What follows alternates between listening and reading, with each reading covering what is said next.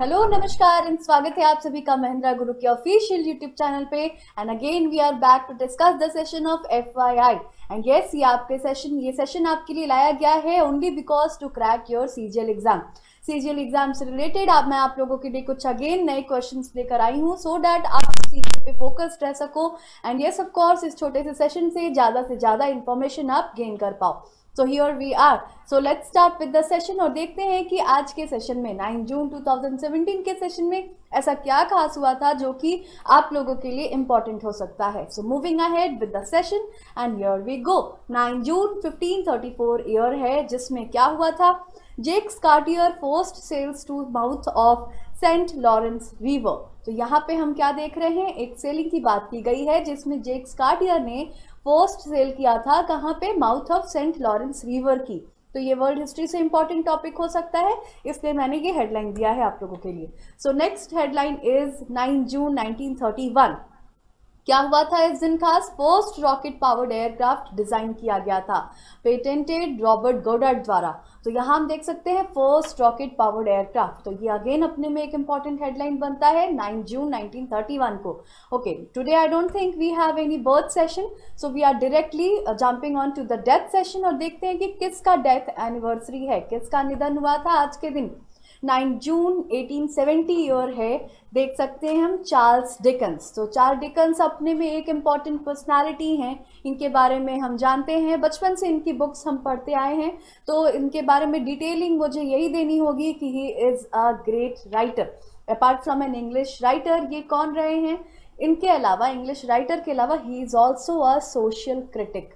कौन है ये, एक सोशल क्रिटिक हैं, एक ग्रेट राइटर हैं। Apart from that Charles Dickens की अगर बात की जाए तो इनके ये एक प्लेज भी लिखते हैं एज वेल एज स्टोरीज भी लिखते हैं। तो he is the world best, इनको कहा गया है कि ये एक वर्ल्ड बेस्ट फिक्शनल कैरेक्टर भी फॉर्म किए हुए हैं। सो चार्ल्स डिकन एक पेशे से या फिर बोल सकते हो प्रोफेशन से एक राइटर रहे हैं। So moving ahead to the next slide. So here we go. 9 June 1871 year है, कौन है ये, एना एटकिंस। सो एना एटकिंस की अगर हम बात करें, क्यों पढ़ रहे हैं हम इनके बारे में, क्या इंपॉर्टेंट है इनसे रिलेटेड, एना एटकिंस से related. She is an English botanist. कौन है ये, एक बोटानिस्ट रही हैं एंड फोटोग्राफर रही हैं। Okay, so by profession she is a botanist as well as photographer.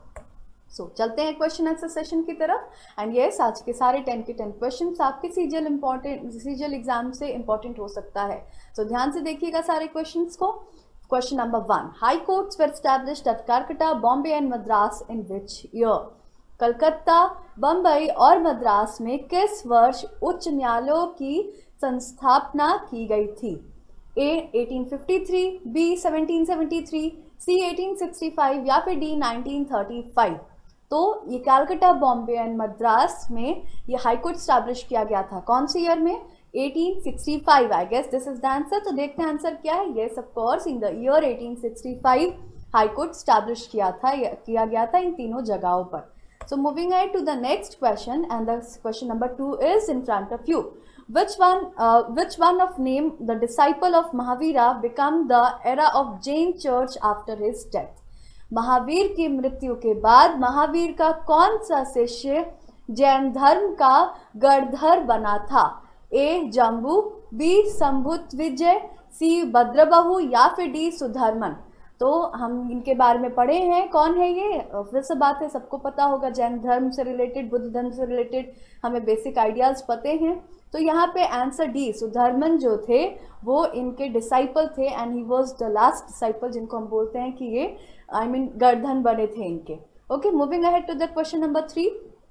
Who was the first Indian to become IAS? I guess first personalities में तो हम बहुत सबका नाम जानते हैं एंड यहाँ सारे के सारे फेमस पर्सनालिटी हैं। लोग दो नामों में यहाँ कंफ्यूज हो सकते हैं, तो देखते हैं इसका आंसर क्या होगा। कौन प्रथम भारतीय ICS बना था। ए सुभाष चंद्र बोस, बी सुरेंद्रनाथ बैनर्जी, सी सत्येंद्रनाथ टैगोर या फिर डी रविंद्रनाथ टैगोर। तो फर्स्ट IAS जो कि कहाँ से बिलोंग करते हैं, येस ऑफ कोर्स कैलकाटा, और उस टाइम के ज़माने में और आज के डेट पे कोलकाता नाम है उसका, तो वहाँ से ये फेमस पर्सनालिटी बिलोंग करते हैं और इनका नाम है C Satyendranath Tagore. So moving ahead to the next question.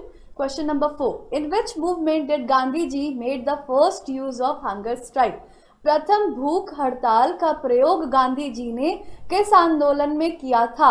A Ahmedabad strike, B खेदा Satyagraha, C non cooperation movement या फिर डी क्विट इंडिया मूवमेंट। तो ये सारे के सारे मूवमेंट गांधी जी द्वारा स्टार्ट किए गए हैं जैसा कि हम जानते हैं, और सब में किसी न किसी इनिशिएटिव में गांधी जी ने कुछ इंपॉर्टेंट रोल प्ले किया है। तो इनमें से पूछा गया है कि कौन सा ऐसा मूवमेंट है जिसमें गांधी जी ने फर्स्ट टाइम भूख हड़ताल या फिर हंगर स्ट्राइक को लाया था, कंसेप्ट लाया था। तो आंसर देख लेते हैं इसका क्या है।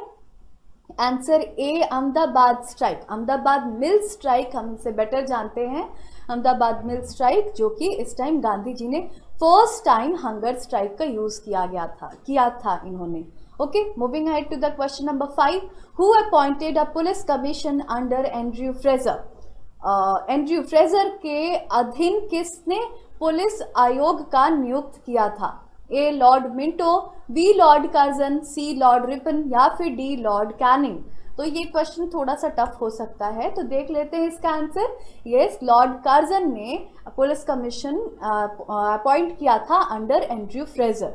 Okay, so moving ahead to the next question, question number 6, who edited famous newspaper India and Commonwealth? प्रसिद्ध पत्रों न्यू इंडिया और कॉमनवेल्थ का संपादन किसने किया था? ए बाल गंगाधर तिलक, बी विपिन चंद्र पाल, सी एनी बेसेंट या फिर डी अरुणा असाफ अली।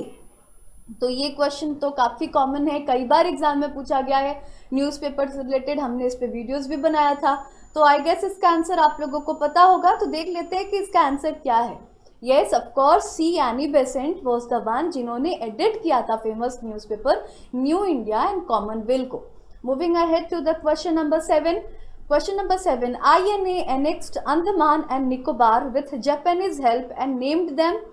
जापान की सहायता से हिंद फौज के अंडमान और निकोबार को जीता था और उनके नाम डैश रखे थे। A Nehru and Gandhi, B Gandhi and Swaraj, C Nehru and Shaheed, D Shaheed and Swaraj. तो इसका आंसर भी आई गेस बहुत लोगों को नहीं पता होगा, तो चलिए देख लेते हैं आंसर क्या है। Answer D Shaheed and Swaraj is the correct answer. So question number 8 is in front of you. Name the place in Uttar Pradesh through which the standard meridian of Indian passes. Bharat का मानक यमयुत्तर उत्तर प्रदेश के किस स्थान से गुजरता है? ए आंध्र प्रदेश, बी चेन्नई, सी इलाहाबाद या फिर डी नागपुर। तो ये आंसर बहुत ही कॉमन है, तो इस पर डिस्कशन का कोई सीन ही नहीं बनता। So answer C Allahabad is the correct answer. Moving ahead to the question number 9, which material is used to make the non-permanent magnet? अस्थायी चुंबक बनाने के लिए किस पदार्थ का प्रयोग किया जाता है? A soft iron, B hard iron, C steel या फिर डी टिन। तो ये आंसर थोड़ा सा टफ हो सकता है, तो जल्दी से आंसर देख लेते हैं। Answer A soft iron is the correct answer. Now we are in the last question of this session. Who discovered radio activity? Radio activity की खोज किसने की थी? A Madam Curie, B Henri Becquerel, C Rutherford या फिर D none of this. ये answer थोड़ा सा कंफ्यूजिंग है, बट याद रखिएगा यहाँ पूछा गया है कि किसने डिस्कवर किया था। तो एक्चुअली जिन्होंने डिस्कवर किया था ही वाज बी हेनरी बैक्रेल।